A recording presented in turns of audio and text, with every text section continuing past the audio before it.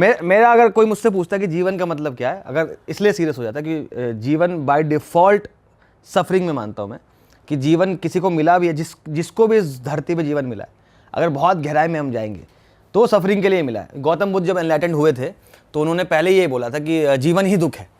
तो सीरियस होना तय है और कुछ साल बचते हैं हम सबके पास थोड़े से एंजॉय करने के लिए। जब हम बचपन में होते हैं, जब हमें सो कॉल्ड समझ नहीं होती, हम तभी सबसे ज़्यादा समझदार होते हैं। बड़े होके हमको लगता है कि हम समझदार हुए हैं, लेकिन आपको फिर रियलिटी जीवन की हिट करती है। जैसे हम 30 साल के हो जाते हैं तो जिसको कहते हैं मिड लाइफ क्राइसिस आने लग जाती है। वो क्यों आती है? सबसे बुरी उम्र होती है 30 साल। 30 साल के बाद आप देखते हैं कि मोस्टली अगर सब ठीक रहा तब तक तो 30 के बाद आपके घर वालों को इस दुनिया से जाना हो रहा होता है। आपको 30 साल में अपना करियर बनाना होता है। फिर आपको शादी वादी भी अगर मान लीजिए कर लिया, लकीली जिनकी हो जाती है अपने प्यार वालों से ठीक है, तो वो सारी चीज़ें एक साथ, तो इवेंचुअली आखिरकार जीवन सीरियस ही तो होगा। देखो कितनी, अभी मैं मौज मस्ती में था, आपने सवाल पूछा, अचानक से मुझे जीवन है ही सीरियस। मैं बचना चाह रहा हूँ इस चीज़ से, तो वो तो है। Growing up is a trap by default अगर देखा जाए तो। पर ये सोसाइटी की वजह से है कहीं ना कहीं, कि जैसे सोसाइटी में एक नॉर्म बना हुआ है कि भाई आदमी जाएगा सुबह उठ के काम करेगा, घर में पैसे कमा के लेके आएगा, ऐसी वुमेन का भी अब हो गया है। तो एक तरीके से सोसाइटी सिटीज़ की बात कह लो वो कर रहे, उसकी वजह से ये ज़्यादा हो रहा है कि भाई देखा देखी में और इसमें, और लोग ये रियलाइज़ नहीं करते कि भाई हमें असली में क्या करना है, या हमें सोचना चाहिए किसी चीज़ के बारे में या क्या। मेरे हिसाब से अगर बहुत गहराई से देखेंगे तो सोसाइटी का कोई एंगल ही नहीं है इसके अंदर। ये बाय डिफ़ॉल्ट एक बहुत अच्छा शेर है जावेद अख्तर साहब का कि ये जीवन तुम्हें रास आए तो कहना, ना सर पत्थर पे टकराए तो कहना। तो आखिर पॉइंट पे आगे आपको रास तो आएगा नहीं। और सबसे इसलिए जब मोक्ष की बात करते हैं हम ना, तो उसमें वही आता है कि अगर किसी को नेचर को, किसी इंसान को या किसी आत्मा को कह लीजिए, जो भी कहना है, एनर्जी बोल लीजिए, मैं फिजिक्स वाला आदमी हूँ थोड़ा, तो उसको अपने करीब बुलाना होता है तो उसको थका देती है जीवन से। तभी लोग मोक्ष चाहते होते हैं कि भैया हट जाओ मैं यहाँ से, ख़त्म करते हैं। और हर बड़े बड़े इंसान, चाहे हम विवेकानंद साहब की बात करें, वो पॉइंट कितनी जल्दी उम्र में गुजर जाते हैं ना, वो लोग अपना देह त्याग देते हैं। वो इसलिए कि वो ज़्यादा बहुत गहराई में जब दुनिया समझ में आती है तो आपको समझ में आता है कि कुछ रहने का मतलब नहीं है यहाँ पर। नॉलेज इज़ अ कर्स, जो थैनोस ने बोला ना उसको, वो सही में होता है कि जितना आप समझते हो, समझदार होते हो, जितना दुनिया समझते हो, उतना दुनिया पसंद नहीं आएगी आपको। तो ये तो है, इसलिए बेवकूफ़ रहो, ठीक है, एंजॉय मस्त। जितने लोग मौज में नाच रहे हैं ना आजकल, जितने लोग नाच रहे हैं वो सिर्फ इसलिए नाच रहे हैं क्योंकि उन्होंने जीवन समझा नहीं। जब जीवन समझने लगेंगे, ज़्यादा किताबें पढ़ लेंगे, दोस्तोयेवस्की पढ़ लेंगे कि भैया उसके बाद अगर यार क्या ही जीना है साला यहाँ पर, ऐसा हो जाता है। तो अब आपके साथ ऐसा हो रहा है कि क्या ही जीना है? बहुत। मैं कोई मुझसे पूछता है कि तुम क्या करना चाहते हो, 5 साल बाद अपने आप को कहाँ देखते हो, मैं बोलता हूँ कब्र में। क्यों? मैं जी भी इसलिए रहा हूँ कि मम्मी है यार, तो मम्मी कुछ ज़्यादा जीवन में दुख देख रखी है, तो उनको और बड़ा दुख नहीं देना। एक जॉन एलिया साहब का शेर आता है कि मतलब बात होती है कि मैंने अपने माँ बाप के जीते जी बस एक ही एहसान किया उन पर, कि उनके जीते जी मैं फौत नहीं हुआ। तो माँ बाप के लिए सबसे बड़ा दुख तो अपने बच्चों का जाना ही है। तो जब तक वो हैं तब तक तो मैं हूँ, उसके बाद देखेंगे। अच्छा वैसे सुसाइड नहीं करूँगा ऑब्वियसली, लेकिन ऐसा थोड़ा चिल सा हूँ मैं। पर ये चीज़ बहुत बढ़ गई है भाई आजकल के यूथ में, कि सुसाइड जो रेट है वो बहुत ज़्यादा बढ़ गया है। अरे बहुत ये जो कि बहुत गलत भी है भाई, बहुत गलत है। बहुत ज़्यादा ही अटैच हो रहे हैं, मतलब ज़्यादा ही अटैच हो गए ना भाई। अब इतना भी डिप्रेशन ना हो जाए तो 2-4 किताबें पढ़ भी लेनी चाहिए फिर। पर अटैच हो भी रहे हैं और नहीं भी हो रहे, क्योंकि ऐसा भी कुछ नहीं कि बहुत ज़्यादा किसी से अटैच हो रहे हैं और फिर जी नहीं पा रहे उनके बिना, या कोई और दिक्कत आ गई। ड्रीम्स बहुत है ना लोगों के। सबसे बड़ी बात क्या है कि इंसान जीवन में एक ऐसे गोल बना ले रहा है जिसको पाना बहुत मुश्किल है, और वो उसको लगता है कि जीवन का मतलब ही उस गोल से था, और जैसे गोल नहीं मिलता तो कहता जीवन का मतलब ही कुछ नहीं रह गया। बड़े बड़े एक्टर सुसाइड कर देते हैं। अभी रिसेंटली एक कोई थी जिन्होंने सुसाइड कर लिया, कुमकुम भाग्य विधाता में एक्ट्रेस थी। वो मेरे एक दोस्त की बहुत अच्छी दोस्त थी, तो काइंड ऑफ कह लो लास्ट डेज में उसने मतलब बात भी करते, तो ऐसी था कि शायद एक ऐसी अटैचमेंट आ जाती है अपने, और इतना अपने आप को समझने लग जाते हो तुम कि यार मैं बहुत कुछ हूँ, और फिर तुम रियलिटी हिट करती है कि तुम एक नॉर्मली इंसान हो, नॉर्मल चीज़ें चल रही है, तो तुम उसको क्रॉस नहीं कर पा रहे, तो अपने आप को ख़त्म करने लग जाते हैं लोग। तो ये तो निहायती बेवकूफ़ी है। चिल रहना चाहिए यार आदमी को, डिप्रेशन में थोड़ा रहना चाहिए। जिंदगी टेंशन लेने को मनोरंजन की है भाई। पर भाई लेकिन कुछ लोग जैसे आजकल उस चीज के पीछे ज्यादा पड़े हैं कि पर्पस क्या है, मेरी ज़िंदगी का। तो ये भी इसके पीछे पड़ना चाहिए कि भाई मेरा क्या पर्पस है, मैं क्यों आया हूँ ज़िंदगी में, मैं क्या काम करूँगा, अपने घर वालों के लिए क्या करूँगा। जो लोग इतनी टेंशन लेते हैं तो वो भी मेरे ख्याल से नहीं सोचना चाहिए क्या पर्पस है, अपना चलते चले जाओ जैसे चल बिल्कुल। साइंस क्या कहती है इसको लेके, पर्पस को लेके कुछ कहती है? साइंस का पर्पस तो है कि साइंस कहती है कि जीवन का पर्पस सिर्फ रिप्रोडक्शन है। अच्छा। आप क्यों जीवित हो? क्योंकि आपके माँ बाप ने पहले आपको ब्रीड किया। साइंस बस बोलते है कि इंसान और किसी भी जीवन का मकसद एक ही है, बच्चे पैदा करते रहना। ये साइंस आप देखो, अगर साइंस ने इसको लॉजिकली प्रूव करा है क्या? लॉजिक बाय अब कुत्ता अभी अब हम तो दुनिया देख लेते हैं, मान लो कुत्ता बिल्ली भैंस बकरी कहाँ से देख रही है? बाय डिफॉल्ट उनके अंदर है ना कि उनको क्या नाम है, रिप्रोड्यूस करना ही है। साइंस ने, जीवन ने अपने आप को इस कदर बनाया है कि वो रिप्रोड्यूस होते रहे बस। साइंस के हिसाब से अगर पर्पस देखोगे लाइफ का तो सिर्फ रिप्रोडक्शन है। और दूसरे तरीके से अगर देखें फिलॉसफी की सारी दिक्कत आती है फिलॉसफी में ना। फिलॉसफी के हिसाब से अब अगर आप आते हो पर्पस पे तो आपको क्या लगता है? इस्लामिक फिलॉसफी आएगी, बोलेगी कि जीवन इम्तिहान है, इसके बाद जन्नत और जहन्नम होगा। हिंदुइज्म फिलॉसफी में आती है कि आपको इसलिए भेजा गया है, आपके बहुत सारे पुनर्जन्म हो रखे हैं, उसके बाद अगर तब तक आप जन्म लेते रहोगे जब तक कि आप मोक्ष को प्राप्त ना कर लो। सेम क्रिश्चियनिटी फिलॉसफी में भी वही है कि हेवन और हेल का है।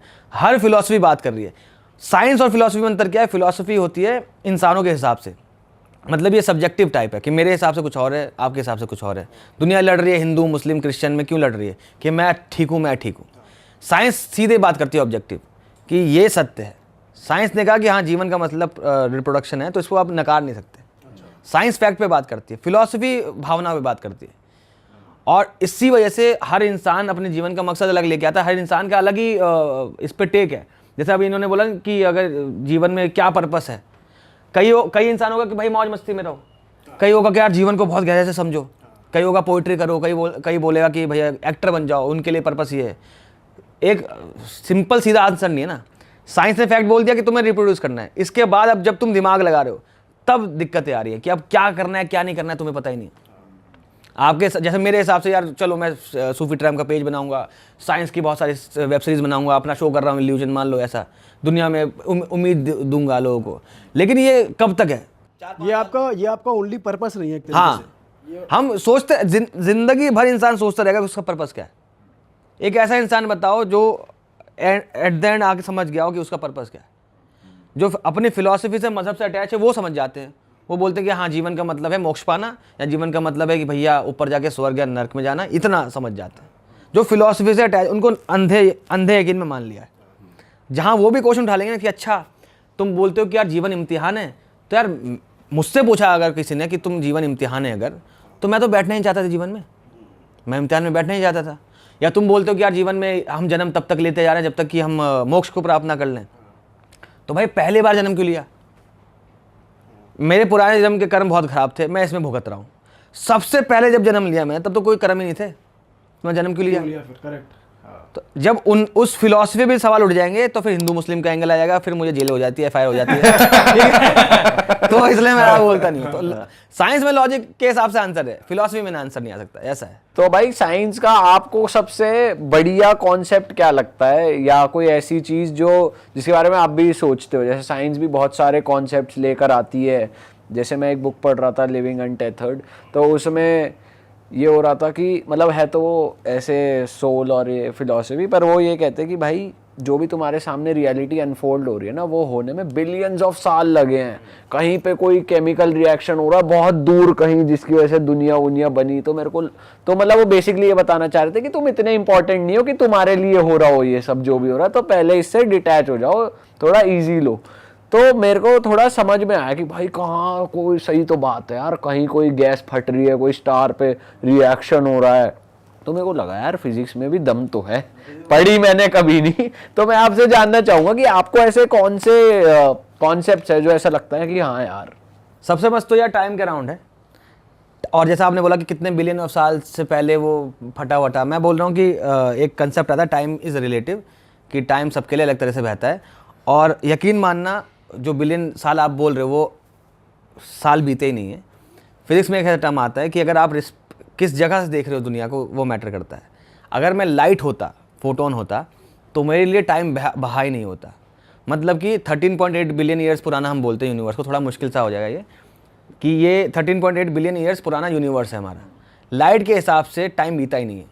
लाइट के हिसाब से बिग बैंग भी अभी हुआ है, आप बात भी अभी कर रहे हो, टाइम ही नहीं बह रहा। तो जो वो जैसे किताब में लिखा है कि तुम मैटर नहीं करते हो, लेकिन अगर मेरी नज़र से मुझसे पूछो तो हम मैटर करते हैं, क्योंकि हम हैं तो हम ये सोच पा रहे हैं, वरना टाइम का एग्जिस्टेंस का मतलब नहीं है कहीं। Time is relative. टाइम आपके लिए बह रहा है जिस स्पीड में आज बह रहा है। टाइम अगर आप नहीं होते तो आपके लिए नहीं बह रहा होता। आप सोच पा रहे हो कि उतनी साल पहले चीज़ फटी थी तो आप इंपॉर्टेंस रखते हो, वरना लाइट के हिसाब से टाइम ही नहीं है, ब्लैक होल के सिंगुलरिटी के हिसाब से टाइम ही नहीं है, बिग बैंग के हिसाब से टाइम ही नहीं है। तो टाइम के एग्जिस्टेंस का मतलब ही ऑब्जर्वेशन से आता है। तो आप मैटर करते हो और टाइम रिलेटिव है। ये सबसे दिमाग खराब करने वाला कंसेप्ट है कि आप सोचो कि अगर हम यहाँ बैठ के 1 घंटे तक बात करें तो 1 घंटा बीता, लेकिन किसी और के एस्पेक्ट में टाइम ही नहीं बीता है। मतलब टाइम रुका हुआ है पूरा कंप्लीट। लाइट के लिए टाइम बहा ही नहीं है। लाइट अगर हमारे सन से निकल के धरती पे कितनी देर में आती है? 8 मिनट। 8 मिनट में, लेकिन लाइट के हिसाब से वो तुरंत आती है। अच्छा, हमारे हिसाब से 8 मिनट लग रहा है लाइट को। लाइट को सेकंड भी नहीं लग रहा है बट ये तो लॉजिकली प्रूवन है कि लाइट वहां से ट्रैवल करके 8 मिनट में आती है। आपके हिसाब जो हम से। चीजें देख रहे हैं 8 मिनट डिलेड है यूनिवर्स हाँ। बेसिकली, तो ये तो प्रूवन है। लेकिन आप वही तो बोलो, ये थोड़ा कंसेप्ट में क्या है कि आपके हिसाब से लाइट आ रही है। अगर मैं लाइट पे बैठा होता, लाइट एक ऐसी मशीन होती है जिसमें मैं लाइट पे बैठ के अगर मैं दुनिया देखता तो टाइम बीता ही नहीं है। लाइट के हिसाब से मैं सन से अभी बना हूँ और मैं यूनिवर्स के दूसरे कोने में भी अभी पहुंचा हूँ, क्योंकि टाइम एग्जिस्ट नहीं करता। पर जैसे कहीं तो बीता ही नहीं है, जैसे आप कह रहे हो यूनिवर्स में या ऐसे, लेकिन यहाँ हम देख रहे हैं कि बीत रहा है। बट जैसे इंटरस्टेलर मूवी अगर आपने देखी होगी, उसमें दिखाया है कितने अच्छे से टाइम के बारे में। I आप waited कहीं और years। ट्रैवल करके जा रहे हो तो भाई इतने साल बीत गए, तो ये भी पॉसिबल है कि हाँ बिल्कुल बिल्कुल है। वो कंसेप्ट मैं वही बता रहा हूँ ना कि देखो, वो यही दिमाग हम थोड़ा समझ नहीं पाते। मतलब इंसान के दिमाग की अगर हम बात करें, इमेजिन नहीं कर पाते हम लोग कि यार मेरे लिए तो 8 मिनट बीते, ऐसे कैसे बोला टाइम नहीं बीत रहा है, वो आपके लिए बीते। लेकिन मान लो एक इंसान है जो जुपिटर पे रहता है, एग्जाम्पल लो, उसके लिए टाइम 8 मिनट नहीं होता, वो उसके लिए शायद 4 मिनट होता। और वही टाइम में अगर लाइट पे बैठ जाता, लाइट एक गाड़ी होती, तो टाइम ही नहीं बीता है। तो ये स्पीड के साथ आता है कंसेप्ट है कि स्पीड जितनी तेज स्पीड होगी उतना टाइम स्लो बहेगा, और लाइट की स्पीड पे टाइम रुक जाता है। तो ऐसा कहते हैं, अगर मान लीजिए उसको फिलोसफिकल टर्म में लेके जाएंगे कि अगर हम वैसे काइंड ऑफ इसको रिलेट कर सकते हैं, मैं क्लेम नहीं कर रहा, लेकिन जब हम बोलते हैं कि महाभारत में कृष्ण जी ने जब अर्जुन को गीता ज्ञान दिया था तो उन्होंने अपना असली रूप दिखाया था। तो वो रूप दिखाने का मतलब क्या आता है कि जब टाइम रोकते हैं ना, जब उन्होंने टाइम रोका था ना, महाभारत में 3 बार टाइम रोका शायद, तो जब वो टाइम रोका था तो टाइम रोकने के बाद वो अपने एक्चुअल एग्जिस्टेंस में आए थे, असली फॉर्म दिखाया था। और अगर आप इस मोमेंट पे दुनिया में टाइम रुक गया तो आपका जो साइज़ है वो यूनिवर्स जितना बड़ा ही है। आप जो हो वो अभी बैठे हो इतने डायमेंशन में ना, लेकिन अगर मान लो सही में यूनिवर्स में टाइम रोक दिया मैंने, तो आपका साइज़ यूनिवर्स जितना बड़ा हो जाएगा। हमको लगेगा इतना बड़ा हो जाएगा, उसके अपोजिट आ जाओ कि यूनिवर्स का साइज़ पॉइंट बन जाएगा।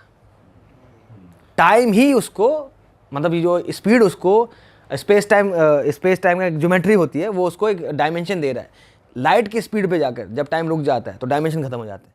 अरे वाह, आपने ये वीडियो यहाँ तक देख ली भाई, तुमने हमारी मेहनत सफल कर दिया। तुम ही लोग हो असली रियल हिट। और अगर आपको बहुत मजा आ रहा है ऐसी क्लिप्स में, ऐसी वीडियोस में, तो फटाफट जाइए प्लेलिस्ट पे बिंज वॉच कीजिए और सारी वीडियोस देख डालो और मौज काटो। That is it. हम मिलेंगे नए पॉडकास्ट में, नए क्लिप में। Till then bye bye, see you, take care, do subscribe.